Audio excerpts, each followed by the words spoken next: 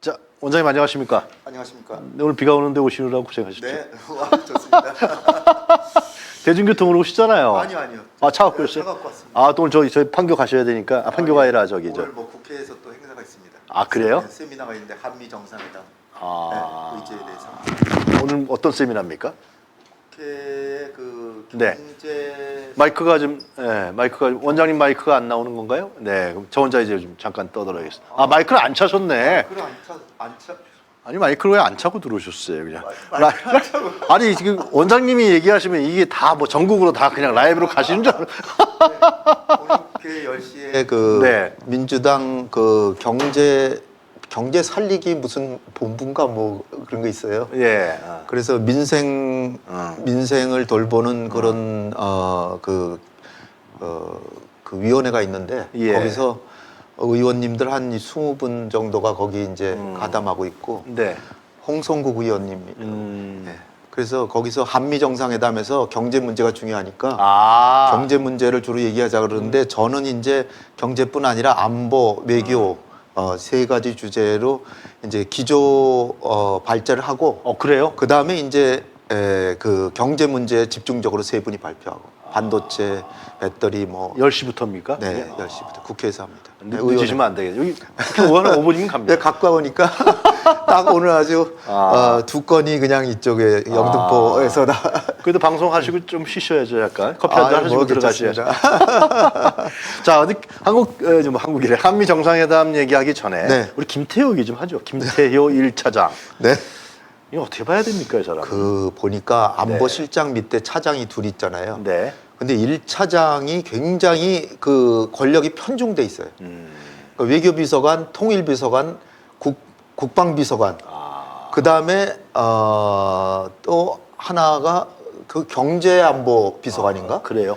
비서관이 4명이 있는데 네. 외교 안보, 국방, 경제안보. 네. 그럼 다른 실은 도대체 뭘 하나? 뭐 거기는 뭐 상황 뭐 그런 국방만. 국방 쪽만 그쪽 담당하는 것 같아요. 2차장은. 그러니까 1차장이 NSC 차장이면서 굉장히 그 권력이 실장과 맞먹는 그 주요한 내용들을 외교안보 통일을 다 하니까. 김정은 시장은 아웃됐잖아요. 예.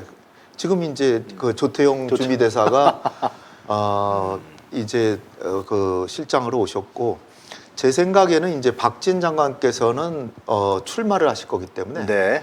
출마 안 하겠어요? 하겠죠. 하겠죠. 그럼 출마한다면 올 여름쯤에는 아마 본인이 스스로 이제 그 선거운동하러 나가실 테고 네. 그러면 조태용 실장은 아마 외교부 장관으로 가시지 않을까 제 그럼, 추측으로는 그럼 안보 방송에서 실장- 이런 얘기해도 되는지 모르겠는데 아, 상관없습니다. 이건 뭐. 제 추측은 그렇습니다. 그러면 이제 누구야? 그러면 이제 김태효가 안보실장이 되는 거군요. 그건 모르죠. 하여튼 거기까지는 제가 모르겠는데 아마 조태용 실장은 차관도 하셨고 북핵 문제에도 정통하고 주미대사도 했기 때문에 네. 장관이 될 자격이 충분히 있는 분이 아닐까 그렇게 생각이 듭니다.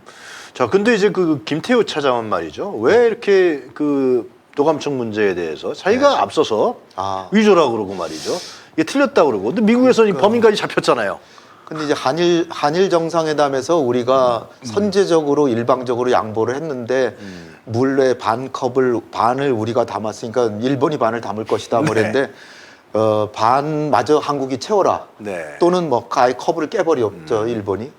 그런데 또 미국한테 그러니까 물론 뭐 한미는 한일 관계하고는 좀 달라서 네. 국민의 80%가 다 미국을 좋아하고 네. 한미 동맹이 중요하다고 생각하니까 그래서 미국하고는 잘 지내보려고 한다고 생각을 해도 그게 상대방이 잘못을 했으면은 그것에 대해서 진정한 친구라면은 우정으로라도 지적을 해야 되고 그렇죠. 그다음에 우리 국가에 주권이 있고 자주권이 있는데 자주권을 침해당한 거 아니에요. 거기에 대해서는 우리 국민과 국가를 위해서 이거는 당연히 항의를 하고 그렇지만 아직 진상이 확인된 게 아니었으니까 그때는 그러니까 조사 결과를 보고 사실로 확인되면 엄중 항의하고 재발 방지를 요구하겠다.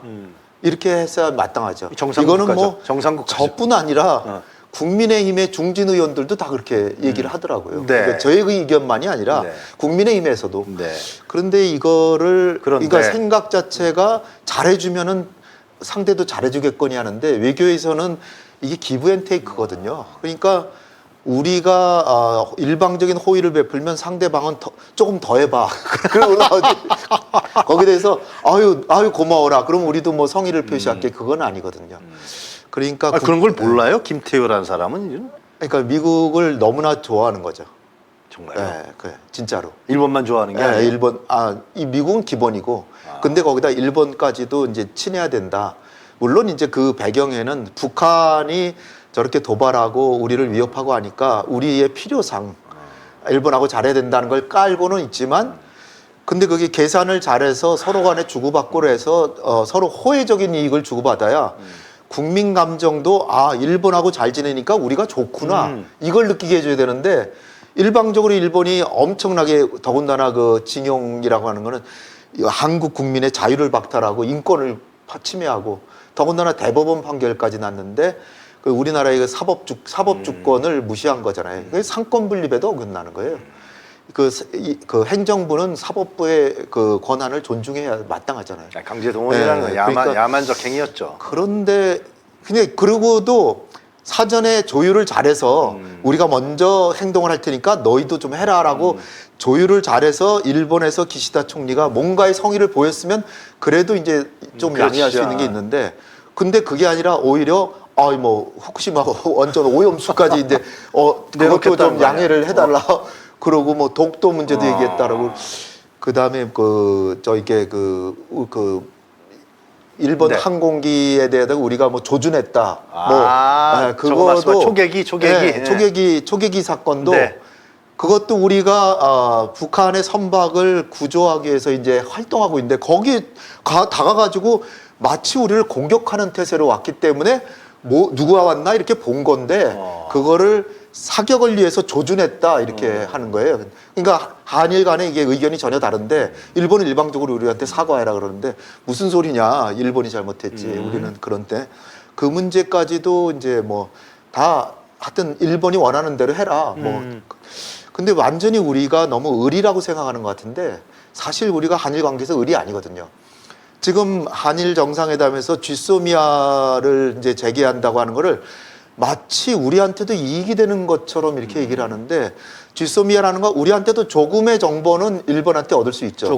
조금의 정보죠. 근데 사실은 미사일 방어를 위해서 이제 필요한 건데 그게 제일 유용한 거죠. 북한에서 근데 지구는 둥글기 때문에 일본은 조금 멀리 있기 때문에 북한이 미사일을 쏠 때 초기 단계에서는 알 수가 없거든요.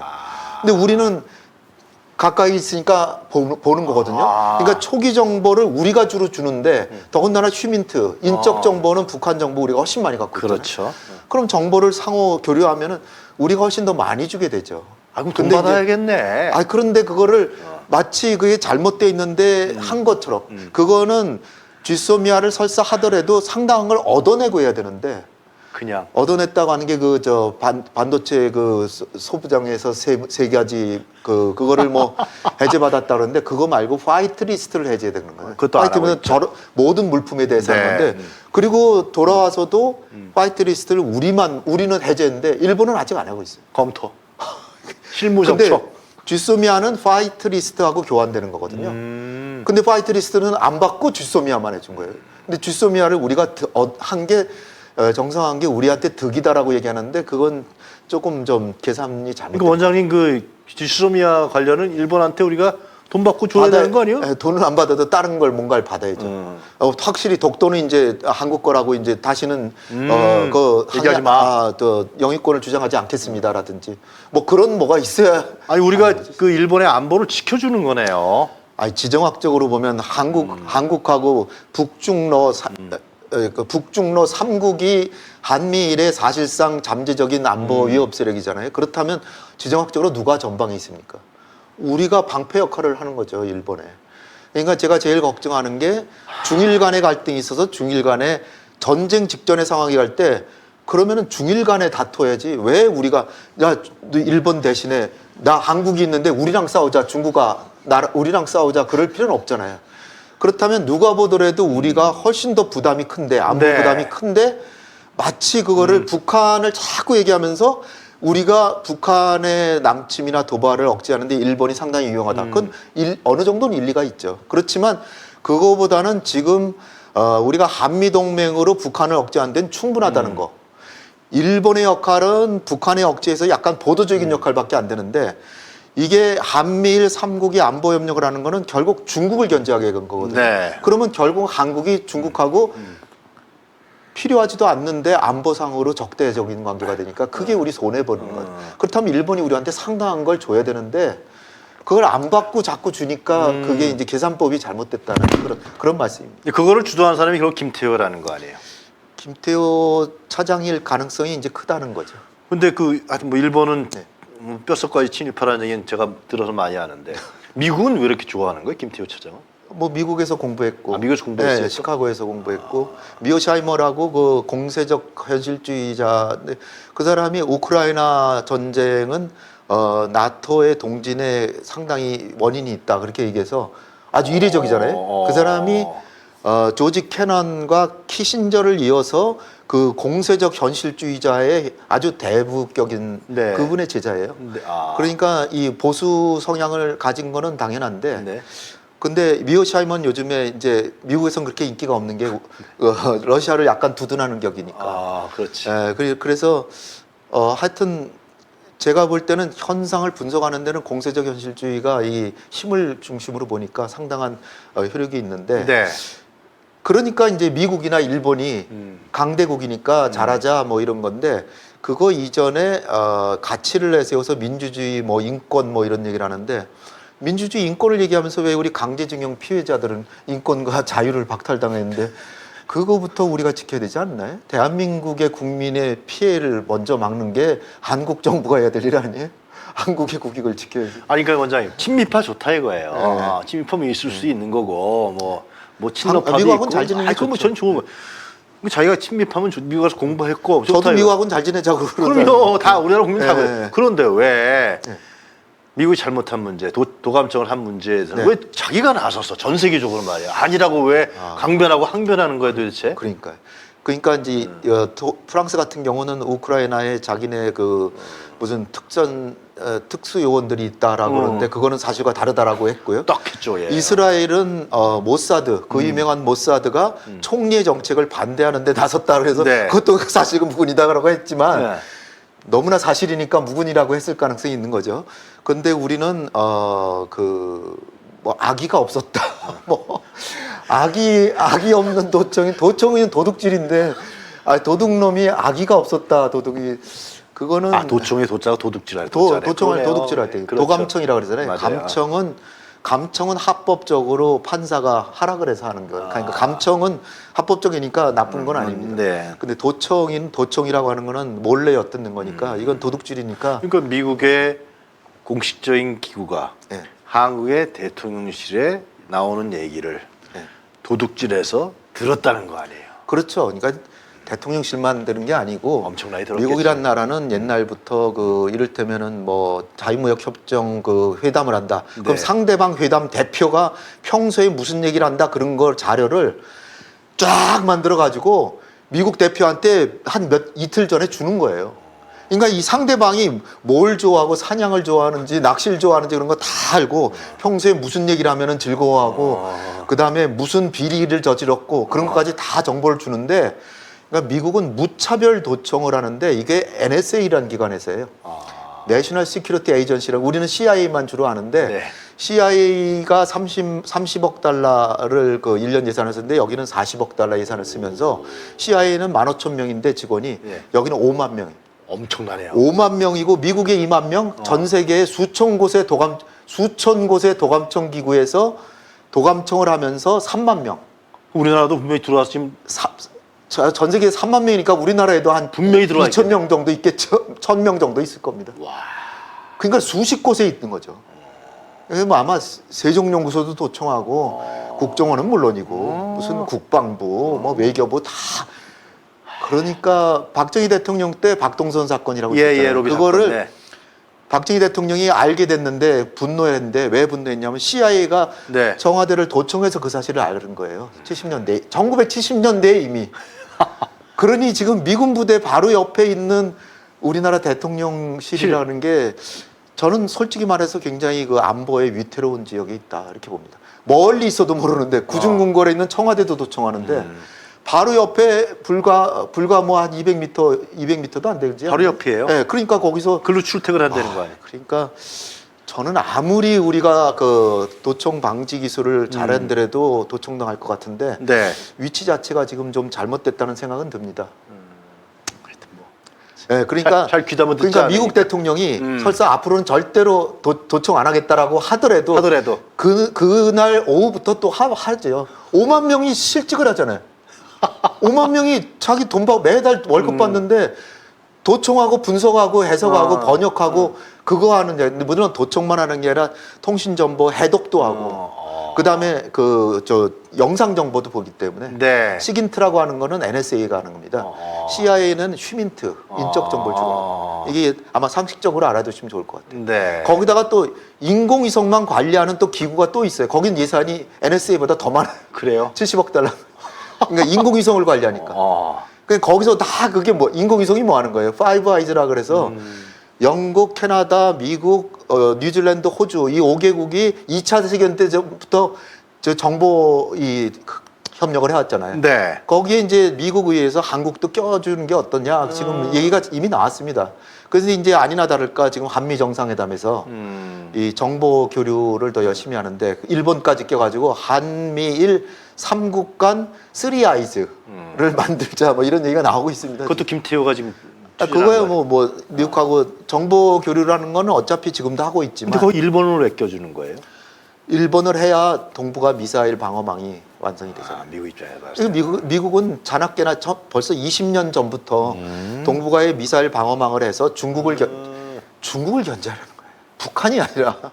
근데 우리는 북한을 자꾸 내세우면서 한일 간에도 이제 정보 교류하면 유리하다 그러는데 그러면서 물론 북한의 정보를 조금은 얻지만 그건 보조적인 거고 그 대신에 그 미국과 일본이 노리는 건 중국을 견제하기 위한 거니까 한국이 중국하고 반중 노선에 서게 된다는 거를 주의해. 완전 처벌 지금 한미 정상회담에서도 그 외교적으로는 걸 주의해야 되는 거죠.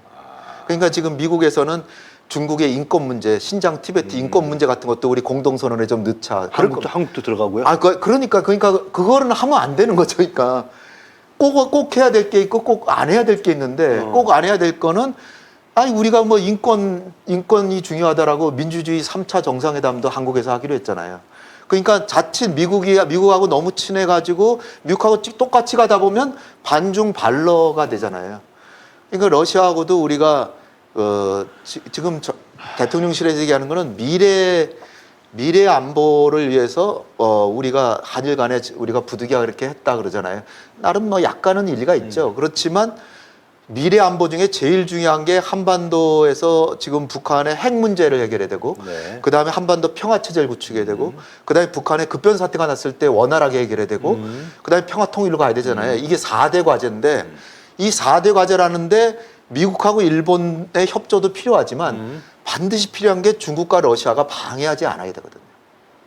도와주면 더 좋지만 도와주지 못할 망정 방해는 많이 해야 되는데 한미일만 자꾸 친해지다 보면 중국과 러시아가 우리를 도와주겠어요? 방해하라고 지금 주는 거 아니에요? 그러니까 결국은. 한마디로 말씀드려서 신냉전 구도가 형성되는 거를 막는 게 우리의 외교의 방향이 돼야 되는데 한미일 관계를 자꾸 그냥 일방적으로 너무 편중하다 보니까 그러니까 중국하고 러시아는 점점 멀어지죠. 지금 가뜩이나 오늘 아침에 나온 뉴스가 보니까 중국한테 무역 적자가 지금 심각해졌어요. 우리가 500억 달러인가 매년 흑자를 보았는데 지금 이제 적자입니다. 왜 그럴까요? 중국 사람들이 중국 당국의 영향을 받아가지고 한국 물품 안 사요. 더군다나 우리가 소부장 많이 이제 수출했는데 이게 한국하고의 관계가 껄끄러워지니까 자꾸 걔네들이 이제 자기 국내에서 생산하는 그 기술이 발달해가지고 한국에서 수입을 안 하는 거예요, 이제. 가뜩이나. 그러니까 이제 우리가 컨텐츠, 문화 컨텐츠 같은 거라도 수출을 하고 화장품 같은 거 수출하고 해야 되는데 그런 것도 이제 한국에 대한 인식이 좋아야 한국 화장품 쓸 거 아니에요. 네. 그러니까 이제 그런 무역에까지도 눈에 안 보이지만 우리가 좀 피해를 볼 수 있으니까 한미 정상회담에서 중국과의 관계도 잘 고려를 해야 된다는 거죠. 네, 지금 국회가 살 얘기가 이제 그런 겁니다. 러시아는 어떻게 될 것 같아요? 러시아는 이제 중요한 게 살상형 무기를 뭐 지금 우크라이나다 네. 무기 주는 거 지금 그 기밀 문서에서 나왔잖아요. 네. 지금 그래서 우리가 미국에다가 50만 발 30만 발 아닙니까? 50만 발. 50만 발을 원장님이 들은 정보도 대여해 주는 거죠. 무기도 대여해 줍니까? 지난 작년 11월 달에 10만 발을 미국이 최종 목적지라고 확인을 받고 줬는데 미국의 국방부에 미국 기자가 물어보니까 미국의 무기는 우리가 마음대로 사용한다. 그 얘기는 이제 우크라이나 줬을 가능성이 있는 거죠. 근데 이제 그 러시아하고 교전 중에 이제 미사일 탄피 같은 게 나오는데 거기 한국말로 써 있으면 러시아는 한국을 의심하겠죠. 근데 이제 지금 우크라이나 총리나 엊그저께는 폴란드 총리가 뭐라 그랬냐면 한국이 우크라이나에 직접 무기를 줬으면 좋겠다. 그런데 한국에다 물어보니까 한국이 중국과 러시아 때문에 걱정이 돼서 못 준다 이러니까 폴란드 총리가 뭐라 그랬냐면 바이든 대통령이 윤석열 대통령한테 우리가 보장해 줄 테니까 걱정하지 말고 보내라 그러는데 미국이 중국과 러시아에서 한국한테 해꾸지 하는데 뭘 도와줍니까? 옛날에 사드 배치해가지고 중국이 우리한테 한한령 했잖아요. 예. 미국이 뭘 도와줬습니까? 아예 말 한마디조차 안 했어요. 그래서 한국 내에 그 소위 지미파라고 하는 친미파를 더 좋은 말로 이제 지미파라고 지미 인사들이 예. 지미 인사들도 한한령 때 미국이 한국을 전혀 비호해주지 않은 거니까 중국한테 야, 그 사드 배치는 우리가 원해서 했는데 왜 한국을 괴롭히냐라고 해줘야 될 거 아니에요. 그렇죠. 근데 한 번도 그런 얘기를 안 하고 거꾸로 아마 파티를 했을 겁니다. 미국에서는. 한국이 드디어 중국에서 멀어진다. 그러니까 미국이 볼 때는 얼마나 이득입니까? 사드 배치에서 이득이고 중국하고 멀어지니까 이득이고. 그러니까 그 여세를 몰아서 쥐소미하고 제가 지금 걱정하는 거는 이제 한미 정상회담한 다음에 지금 그 다음 수준이 뭐냐면 악사라 그래가지고 상호 군수 지원 협정이 있어요. 한국 아예 알고 있습니다. 서로 그러니까 그거는 자위대하고 자위대가 올라올 수 있는 무기대 군수품을 서로 주고받고 하는 건데 그것도 우리한테 뭐 아주 나쁜 건 아니죠. 그렇지만 한일 간에 점점 그렇게 군사 준동맹이 되면 중국하고는 적대 관계로 될 가능성이 있다는 거죠. 중국하고 일본하고는 센카쿠 열도 때문에 영토 문제가 있잖아요. 그러니까 거긴 전쟁할 수도 있는 거거든요. 또 대만을 중국이 침략을 하면 일본은 거의 자동 개입하는 걸로 지금 가고 있어요. 그렇게 되면 중국이 대만을 침략하면 중일 간에 전쟁이 벌어질 수도 있는데 한국이 거기서 가만히 있으면 되는데 나 여기인데 나랑 싸우지 왜 일본이랑 싸워? 그럴 필요가 없잖아요. 그럴 필요가 없는 게 아니라 얼마나 우둔합니까? 중국은 우리하고 적대 관계를 하고 싶은 생각이 없거든요. 네. 그렇잖아요. 그렇죠. 네. 근데 왜 일본이랑 싸우냐? 우리랑 싸우지. 그것처럼 어리석은 게 어디 있습니까? 그런 얘기죠. 자, 시간이 좀 지났습니다만. 지났어요? 아니요, 됐습니다. 경제 얘기해야 되죠. 한미 정상회담에서 네. 경제 얘기 좀 간단하게 해주시죠. 경제 얘기죠. 반도체. 네, 반도체 얘기. 반도체 이게 대한민국의 사활이 걸린 문제입니다. 삼성전자의 그 낸드 플래시의 40%를 중국에서 생산하고 시안에서 생산하고 우시라는 곳에 하이닉스의 D램의 50%, 낸드 플래시의 20%를 중국에서 하이닉스는 생산을 해요. 그러니까 한국의 생산량의 45% 정도를 중국에서 생산하는데 중국의 작년 10월 달에 미국 상무부가 장비를 수출하지 못하게 했어요. 그래서 극자회선 장비가 있는데 예. 이게 네덜란드의 ASML이라고 해서 전 세계에 아주 독점을 하고 있는 네. 기업이 있습니다. 거기도 미국의 압력에 못 이겨가지고 수출을 안 합니다. 네. 그리고 미국도 안 하고 일본도 안 하고 네. 그런데 이제 한국에 대해서는 이제 한국이 우방이니까 그래 1년을 유예를 줬어요. 근데 그 금년 10월에 끝나는데 금년 10월부터는 이제 새로운 장비를 못 받는 거죠. 예. 그 생산량을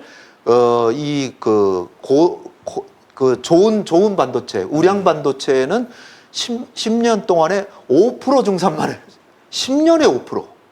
그러니까 1년에 0.5%씩만 생산을 늘리는데 그게 웨이퍼라고 하는 이게 동그란 디스크 같은 게 생기. 예. 그게 이제 반도체 만드는데 그 기판 역할을 하는데 그거 자체를 더 좋은 걸 생산해서 거기서 더 많은 걸 생산하는 거는 제외해 줬어요. 그나마 다행이에요. 그나마. 그렇지만 그 웨이퍼 숫자는 10년 동안 5%만 매년 5%가 아니라 10년 동안에 5%. 그러니까 그거를 장비를 중국에 장비를 안 주면 어떻게 됩니까? 업그레이드가 안 되는 거예요.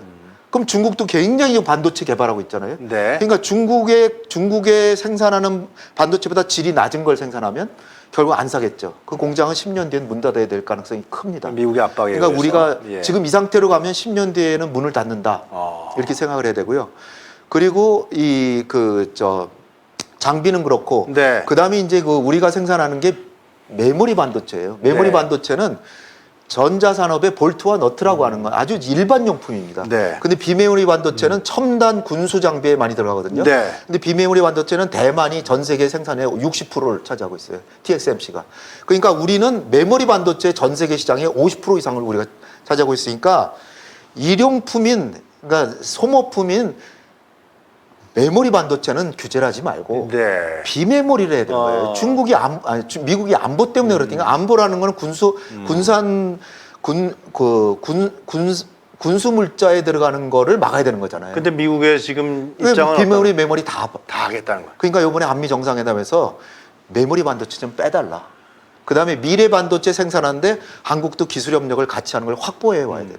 그런 것 한 3가지를 반드시 확보를 해야 되는데 과연 대통령께서 그걸 할 수 있을지. 뭐 더 일본 같듯이 또 뭐 또 갖고 오는 거 아니에요? 더? 지금 잘못하면은 지금 일본이 1980년대 90년대는 세계 반도체 1등이었잖아요. 네. 지금 완전히 망가졌잖아요. 네. 그게 미국한테 잘못 보여서 그렇게 됐거든요. 그렇죠. 예. 그러니까 지금 다시 미국이 일본하고 다시 협력하기 시작했어요.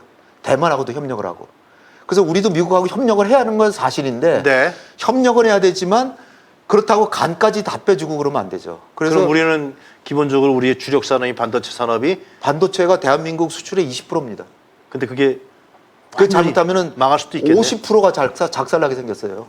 그래가지고 그거를 지켜야 되는데 거기다가 이제 배터리 문제도 있는데 배터리도 오늘 전기차 네. 16개 품종을 미국에서 발표했잖아요. 현대차, 기아차 빠졌습니다. 현대차, 기아차 생산 공장을 유치를 해놓고 그 공장이 완성이 돼야 미국에서 조립을 해야 그 혜택을 받는데 네. 자동차 한 자당 7,500달러예요. 네. 그러니까 자동차 한 대에 1,000만 원을 싸게 해주는 거예요. 다른 차, 그 16개 기종, 네. 차종은. 근데 우리 현대하고 현대차, 기아차 기아차는 아직 미국에서 조립을 못하니까 공장을 짓고 있어요.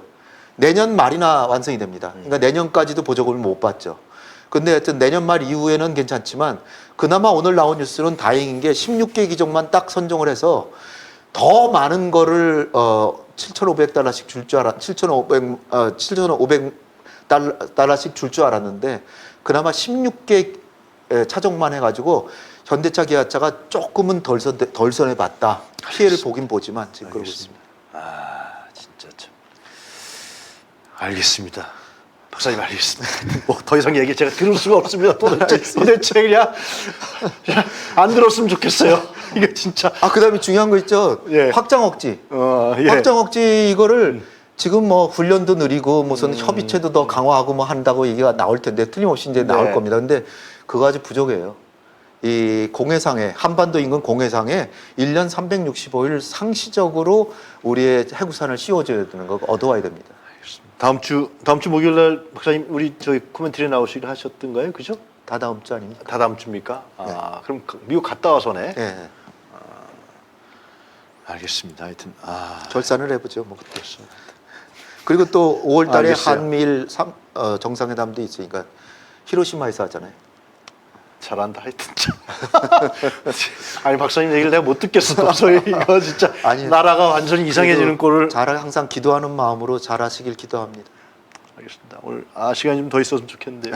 예. 국회도 가셔야 되고. 네.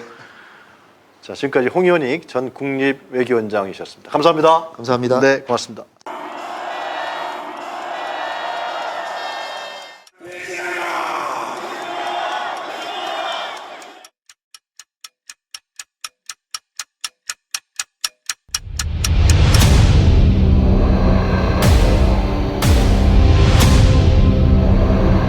정부에서 할 거는 마약 쏙보다 두들이 잡아야 돼. 일본한테 우린 당한 적도 우리가 힘이 없을 때 일본이 힘이 돼주는 도움을 받은 적이 있어. 근데 우리가 일본을 훌륭해야 된다. 용산에는 용이 와야 돼. 요주를 들고 와야 돼. 명백한 국정 문제이죠. 천공이 답변해야 될 문제입니다. 상당히 이제 충격적이었죠. 그게 어떻게 가능하겠냐 이렇게 반문을 했거든요. 한 말씀 해주세요. 나는 기자들하고 한 번도 안 해. 김건희 여사하고 아직도 연락하세요 지금요? 국정 운영에 천공이 개입한다고 인과관계를 보고 한번 찾아보도록 하겠습니다.